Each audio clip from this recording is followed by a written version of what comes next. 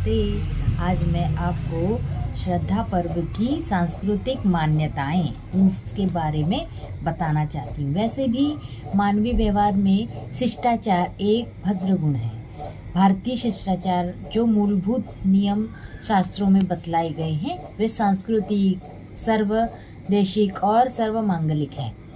सैद्धांतिक रूप से मतभेद के बावजूद भी बड़े को सम्मान देने का उच्च आदर्श भारतीय संस्कृति की निजी विशेषता है।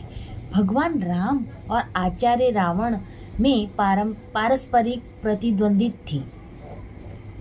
राम रावण की कुटिलता को जानते थे, किंतु रावण के पांडित्य और श्रेष्ठता के प्रति उनके हृदय में जो श्रद्धा भावना थी, उसके कारण उन्होंने विपरीत परिस्थिति में भी इस मर्यादा का पालन किया। रामायण में लिखा है, कस कही रथ रघुनाथा चलावा, कस कही रथ रघुनाथा चलावा, विप्र चरण पंकज सिर नावा, विप्र चरण पंकज सिर नावा। इस प्रकार रणोद्यत राम जी ने अपना रथ आगे बढ़ाया और रावण के सम्मुख पहुंचकर उसके चरण कमलों में अपना शीश झुकाया। जब रावण के सम्मुख आए राम जी, तो राम जी ने सबसे पहले रावण को अपना नमस्कार किया, मतलब सिर झुकाकर नमन किया। माता पिता और गुरु की शास्त्रों में बड़ी महिमा बताई गई है। इन तीनों शुश्रूषा को श्रेष्ठ तप कहा जाता है। धर्म का आदेश है कि इन तीनों से बिना आज्ञा पाए किसी दूसरे धर्म का आचरण नहीं करना चाहिए। माता पिता और गुरु अर्थात तीन भुव स्वः लोक हैं। वे तीनों वेद, ऋग्वेद, यजुर्वेद और सामवेद हैं, और वे ही तीनों अग्नि हैं। महर्षि मनु ने माता पिता और गुरु की सेवा का अत्यंत श्रेष्ठ फल बताया है। जो गृहस्थी इन तीनों का आदर सम्मान व सेवा करके उन्हें प्रसन्न करता है, वह तीनों लोकों को जीत लेता है और अपने शरीर को दिव्यमान होता हुआ सूर्य आदि देवताओं के समान स्वर्ग में आनंद करता है। मनुस्मृति वह माता की भक्ति से मृत्यु लोकों को, पिता की भक्ति से मध्यम अंतरिक्ष लोकों को और गुरु की सेवा से ब्रह्म लोकों को प्राप्त करता है। जिसने इन तीनों का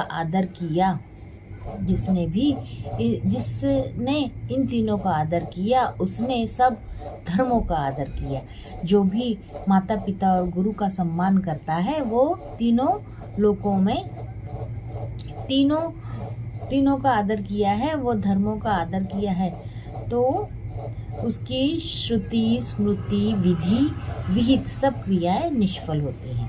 मनुस्मृति सामान्यतः विचार प्रचलित है, ऐसा किया जाता है कि मृत माता या पिता या पितर के लिए श्राद्ध किए जाते हैं। जैसे ये अभी श्राद्ध पक्ष चल रहा है, इसमें मृत माता पिता जो होते हैं या नाना नानी होते हैं या चाचा ताऊ होते हैं, जो भी मृत होते हैं उनका श्राद्ध किया जाता है। किंतु महाभारत में जीवित माता पिता के लिए श्राद्ध का प्रावधान बताया गया है।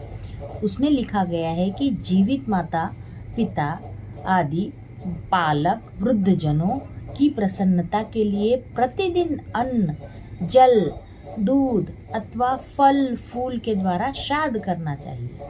श्राद्ध करना उचित है। यथार्थ में श्राद्ध का अर्थ किसी को श्रद्धापूर्वक भोजन कराना श्राद्ध होता है, क्योंकि पितरों के निमित्त ब्राह्मणों को भोजन आदि श्रद्धापूर्वक खिलाया जाता है, इसीलिए इसे श्राद्ध कहा जाता है। परम पूज्य सुधांशु जी महाराज ने इसी कारण इस संदर्भ में जो कृतज्ञता अभिमान आरंभ किया है, वह पूरी तरह भारतीय संस्कृति और धार्मिक चिंतन के अनुकूल है। महाराज श्री सत्य कहते हैं कि मृत माता पिता के लिए आप श्राद्ध करते हैं, किंतु अगर आप जीवित माता पिता की उपेक्षा करते हैं तो यह तो धर्मानुकूल आचरण नहीं है। अगर हम श्राद्ध करते हैं और जीवित माता पिता का सम्मान नहीं करते हैं तो ये तो अनुचित है। और धर्मानुकूल आचरण भी नहीं है। शास्त्रों में संतान को आदेश दिया गया है कि वह माता पिता की स्वीकृति के बिना किसी अन्य धर्म का पालन न करे, किंतु उसका दायित्व है कि वह उन्हीं के प्रिय एवं हित में तत्पर रहते हुए नित्य सेवा करे, रोज उनकी सेवा करे, उनको जो चाहिए वो ला कर दे, उनकी बात सुने, उनका सम्मान करे।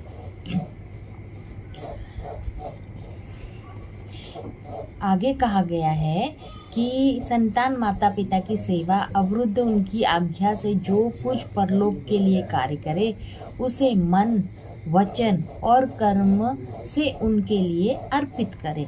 जो व्यक्ति माता पिता और गुरु की सेवा में लगा रहता है उसका इन तीनों में ही संपूर्ण श्रुति स्मृति विहित कृत्य पूर्ण हो जाता है। यही माता पिता आदि सेवा है, यही माता पिता की सेवा है, मनुष्य का श्रेष्ठ धर्म है और अन्य अग्निहोत्री धर्म उपधर्म है।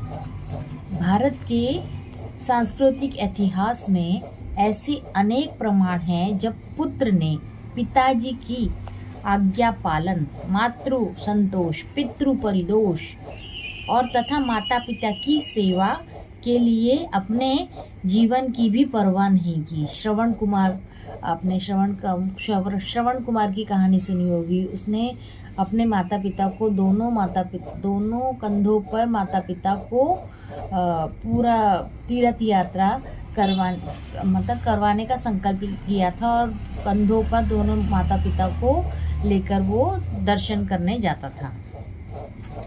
परम पूज्य सुधांशु जी महाराज आज कल के समय में ऐसे बलिदानों की अपेक्षा नहीं रखते, फिर भी उनका तो मानना है कि संतान माता पिता के साथ एक भावनात्मक रिश्ता होता है। जैसे माता पिता अपनी आर्थिक स्थिति अनुसार उसका भरण पोषण व शिक्षा दिलाने आदि कर्तव्य निभाते हैं, इसी प्रकार जब माता पिता वृद्ध हो जाएं, जैसे माता पिता बच्चे को खिलाते पिलाते हैं, उसकी सेवा करते हैं, और जब माता पिता वृद्ध हो जाएं तो उनका भरण पोषण व शिक्षा दिलाने के लिए कर्तव्य निभाते हैं। इसी प्रकार जब माता पिता वृद्ध हो जाए, उनकी शारीरिक शक्ति कम हो जाए तो संतान का भी धार्मिक दायित्व बनता है कि उनकी देखरेख और उनकी सेवा की जाए। जब माता पिता वृद्ध हो जाते हैं तो उनकी सेवा, उनका शरीर की शक्ति कम हो जाती है तो उनकी सेवा का संतान का भी धार्मिक दायित्व बनता है और उनकी देखरेख और उनकी सेवा करनी चाहिए। जहाँ तक ऐतिहासिक उदाहरणों का संबंध है, भगवान श्री राम ने पिता दशरथ की आज्ञा का पालन करते हुए राज्य पाने की तनिक मात्र भी इच्छा प्रकट नहीं की, बल्कि मुस्कुराते हुए 14 वर्ष के वनवास को स्वीकार किया। भीष्म पिता ने अपने पिता की दूसरे विवाह की इच्छा प्रकट करने मात्र से संकल्प ले लिया ताकि कोई द्वंद्वी उत्तराधिकारी जन्म न ले सके। श्रवण कुमार ने नेत्रहीन माता पिता को कंधे पर बैठाकर सब तीर्थों की अनुभूति करवाई। बालक नचिकेता ने पिता की प्रसन्नता के लिए यम अर्थात मृत्यु के राजा से भी टक्कर ले ली। नचिकेता ने पिता के वचन की रक्षा के लिए और उन्हें प्रसन्न करने के लिए अपने ऐहिक जीवन को सत्य की वेदी पर न्यौछावर कर दिया। यमराज से नचिकेता से 3 दिन की प्रतीक्षा के बाद जो 3 वरदान मांगे, उनमें से पहला वर था पितृ पारितोष। वह पिता के सत्य की रक्षा के लिए उनकी इच्छा के विरुद्ध यमलोक चले आए थे।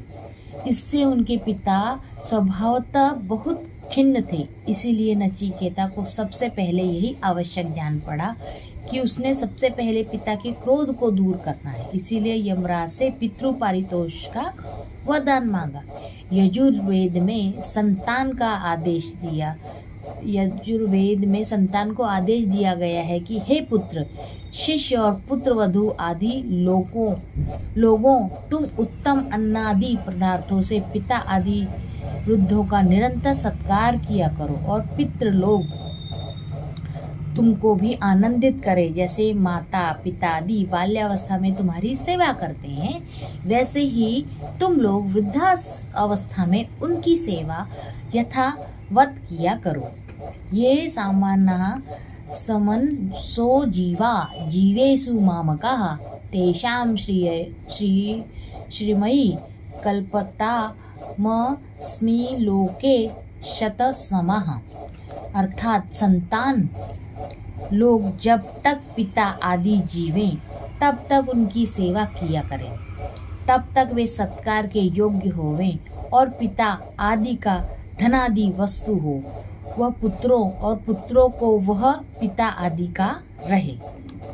जिनके पितृलोक जब समीप आवे अथवा संतान लोग इसके समीप जावे, तब भूमि में घुटने टिका कर नमस्कार कर इनको प्रसन्न करे। पितर लोग भी आशीर्वाद, विद्या और शिक्षा के उपदेश से अपने संतानों को प्रसन्न करके सदा रक्षा किया करें। पितरों का भी ये फर्ज बनता है कि अपने संतान को आशीर्वाद दें और उनकी सदा रक्षा किया करें प्रसन्न होकर। पितरों का भी ये फर्ज बनता है। माता पिता अगर हमारे अपनी संतान की, उनकी शिक्षा की, उनके खाने पीने की व्यवस्था अगर करते हैं तो संतानों का भी ये फर्ज बनता है और पितरों का भी यह फर्ज बनता है कि वो अपने संतानों को प्रसन्न करके सदा रक्षा किया करें। महाभारत में भी स्पष्ट रूप से लिखा गया है कि जीवित माता पिता, पालक, वृद्धजन आदि की प्रसन्नता के लिए प्रतिदिन अन्न, जल, दूध अथवा फल फूल द्वारा श्रद्धापूर्वक सेवा करनी चाहिए। भगवान श्री कृष्ण महाराज ने संतान द्वारा माता पिता की सेवा व आज्ञा पालन, उसके साथ न्याय संगत व्यवहार को अति उत्तम बताया गया है। इस संदर्भ में